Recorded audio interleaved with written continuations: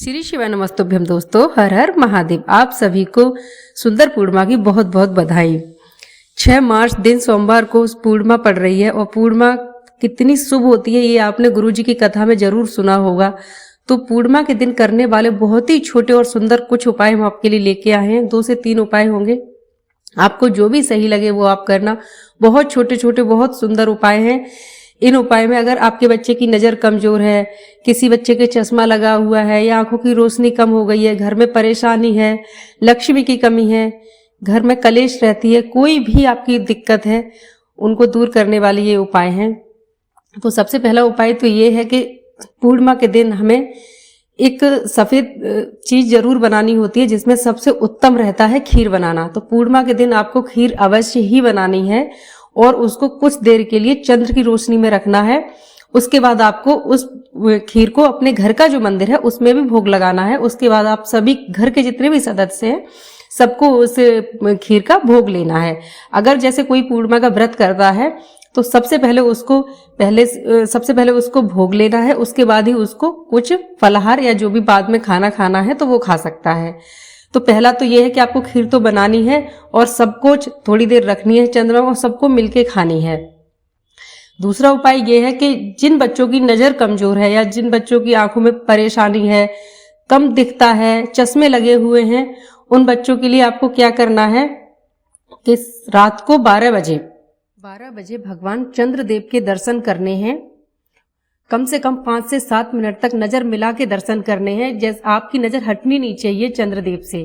उसके बाद आपको एक पीपल का पत्ता लेना है, उस पर आपको थोड़ी सी खीर रखनी है। फिर जब 5 मिनट से 7 मिनट हो जाए उसके बाद आपको थोड़ी सी खीर बच्चे को चटानी है। उसके बाद फिर से उसको चंद्रमा के दर्शन कराने हैं, फिर से आपको खीर चटानी है, फिर से चंद्रमा के दर्शन कराने हैं।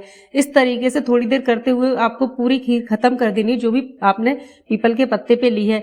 इससे आपके बच्चे की जो भी नज़र कमजोर है वो धीमे धीमे बिल्कुल सही हो जाएगी। उसके जो चश्मा लगा हुआ है वो बहुत जल्द ही उतर जाएगा और उसकी आंखों की रोशनी बहुत अच्छी हो जाएगी। उसके अगर आंखों की रोशनी कम होती है, जिससे दर्द होता है, परेशानियां आती हैं, ऐसी कोई भी दिक्कत नहीं रहेगी। आपके बच्चे का बहुत जल्दी चश्मा उतर जाएगा और उसकी जो भी नज़र कमजोर है वो बहुत जल्दी ठीक हो जाएगी। दूसरा उपाय ये था।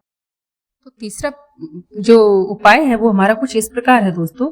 इस पे आपको करना क्या है, आपको एक आखा चावल का दाना लेना है। आखा चावल का दाने का मतलब होता है दोस्तों जो चावल का दाना पूर्ण हो, टूटा हुआ ना हो, मतलब अक्षत। आपको एक पूरा चावल का दाना लेना है। आपको एक बेलपत्र लेनी है, एक कलश जल लेना है। ये तीनों ही लेके जो भी सामग्री हमने बताई आप लेके शिवालय जाइए। शिवालय नहीं जा सकते कोई बात नहीं है, आपके घर में शिवलिंग विराजमान है तो आप अपने घर पे भी कर सकते हैं। तो आपको करना क्या है, ध्यान से सुनिएगा। आपने जो चावल का दाना लिया है उसको शिवलिंग पे समर्पित करना है और समर्पित करते हुए आपको किसका नाम लेना है, जो भगवान का सबसे सुंदर नाम है चंद्रमौली भगवान का नाम लेते हुए आपको चावल का दाना समर्पित करना है। उसके बाद जो बेलपत्र है आपके पास, आपको बेलपत्र लेनी है और वो भी समर्पित करनी है चंद्रमौली भगवान के नाम से। लेकिन जो बेलपत्र आप समर्पित कर रहे हैं उसका जो मुख डंडी होती है ना, उसका जो मुख होना चाहिए वो आपकी ओर होना चाहिए। ठीक है, इस बात का विशेष ध्यान रखिएगा। उसके बाद जो आपने जल लिया है उसको आपकी जो कामना है, जिस भी कामना से आप जल चढ़ा रहे हैं वो कामना अपने अंदर बोलते जाइए और चंद्रमौली भगवान का नाम लेके धीमे धीमे पूरे श्रद्धा भाव से जल को समर्पित कर दीजिए। जब आप जल समर्पित कर दें तो जहां से जल निकलता है वहां से आप थोड़ा सा जलाधारी से थोड़ा सा जल अपने हाथों की उंगलियों में लें और अपनी आंखों में लगा लीजिए। ये जरूर कीजिएगा। ये करने के बाद आप घर आ जाइए। अगली पूर्णिमा आने तक का इंतजार है दोस्तों। आपकी सारी परेशानियां विपत्तियां अगर भोलेनाथ न हर ले तो कहना, वो आपके सारे कष्टों को दूर करेंगे, आपकी सारी परेशानी को दूर करेंगे। सिर्फ पूर्णिमा आने तक का इंतजार करना और भोलेनाथ पर और अपने आप पर पूर्ण विश्वास रखना, आपकी सारी मनोकामना पूर्ण होगी। चौथा उपाय कुछ इस प्रकार है दोस्तों। जिन बच्चों को दमे की परेशानी है, बच्चों को या बड़ों को, किसी को भी दमे की परेशानी है, जैसे मतलब सांस फूलना कहते हैं, सांस फूलती है, थोड़ा सा भी भाग दौड़ करते हैं तो सांस फूलने लगती है, ज्यादा काम नहीं कर पाते हैं, या जिनको नींद नहीं आती है, जिनको अनिद्रा की प्रॉब्लम है, जिनको नींद नहीं आती है, रात रात भर जगते रहते हैं, सोचते रहते हैं कि नींद आ जाए लेकिन नींद उनको आती नहीं है, तो उसके लिए पूर्णिमा की रात्रि को आपको करना क्या है, आपको 5 पीपल के पत्ते लेने हैं। आपने 5 पीपल के पत्ते ले लिए, उन पर 5 पत्तों पर आपको थोड़ी थोड़ी खीर रखनी है। वो खीर आप रख दीजिए। वो खीर फिर उस रखने के बाद थोड़ी देर आपको चंद्र भगवान के उसमें रोशनी में रखनी है। जब आप बाहर थोड़ी सी चंद्र भगवान की रोशनी में खीर रख देंगे, उसके बाद आपको वो खीर खा लेनी है।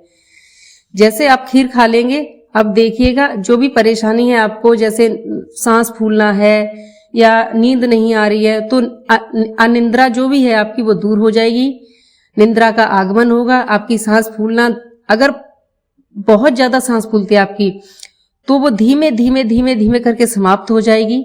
आपकी सांस फूलना भी बंद हो जाएगी, आपके जो भी कष्ट है वो कट जाएंगे।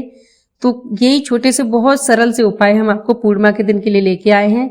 हम चाहते हैं आप ये उपाय कीजिए और आपके घर में जो भी परेशानी है, जो भी कष्ट है, उनसे निवारण पाइए। अगर कोई भी चीज हमने आपको सही से नहीं बताई है या आपको समझ में नहीं आई है तो आप बताइए। अगर आपको कुछ भी समझ में नहीं आता है तो आप हमसे पूछ सकते हैं, हम पूरी कोशिश करेंगे आपको अच्छे से बताने की, समझाने की। और अगर आपने चैनल को सब्सक्राइब नहीं किया है तो प्लीज कर लीजिए। वो इसलिए क्योंकि अगर कोई भी हम उपाय लेके आते हैं तो हम नहीं चाहते कोई भी उपाय आपसे वंचित रह जाए। आप उसे देखें, सुने और वो करें और अपने घर में हमेशा खुशहाली और बरकत ही पाए। तो चलते हैं। श्री शिवाय नमस्तुभ्यम। हर हर महादेव।